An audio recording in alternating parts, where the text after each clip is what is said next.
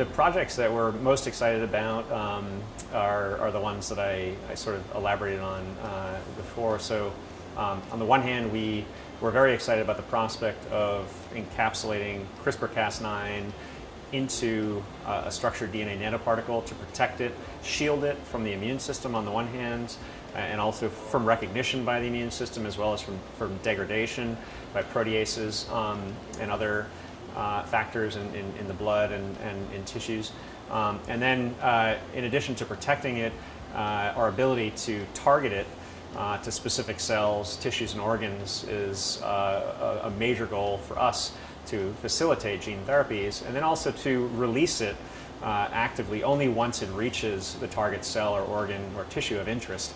So we can basically confer specificity to CRISPR's gene editing capabilities that are not present if it's unshielded or unprotected and delivered on its own.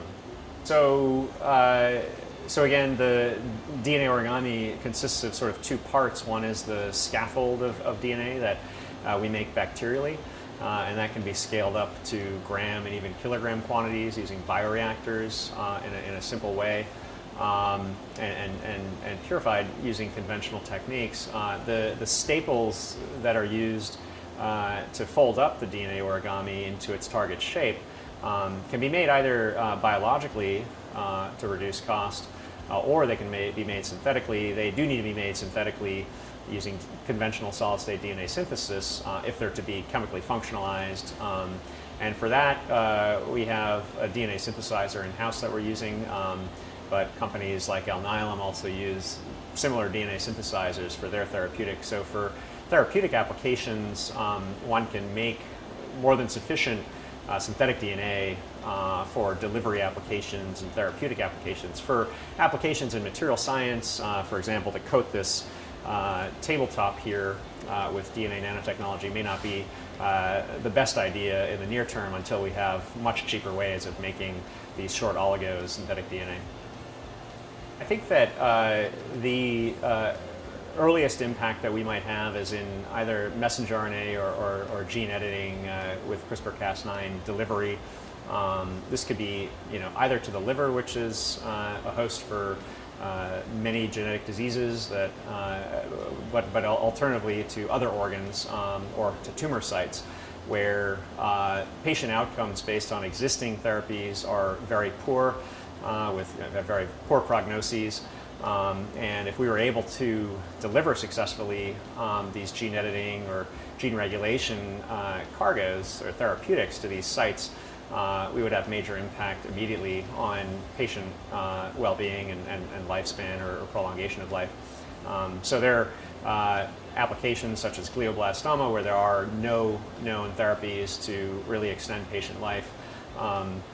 And so that has been part of a Deshpande grant that we were awarded, where we're working together with researchers at Mass General to figure out how to encode gene editing tools, but all in these particles that then can cross the blood-brain barrier and target glioblastoma cells to selectively kill them.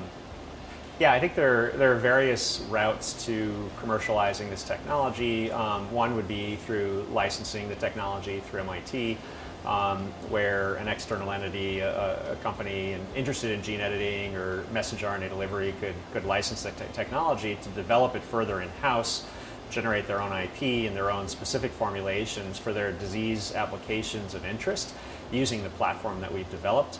That would be one model, and that would be the fastest route to developing the technology to impact the market sooner, due to all of the costs associated with therapeutic development, whether it's in animal models or eventually also in humans.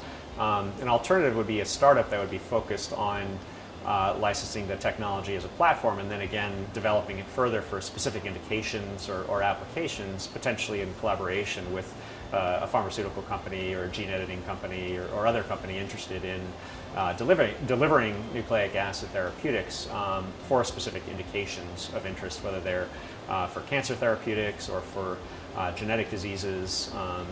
There are dozens and hundreds of potential applications.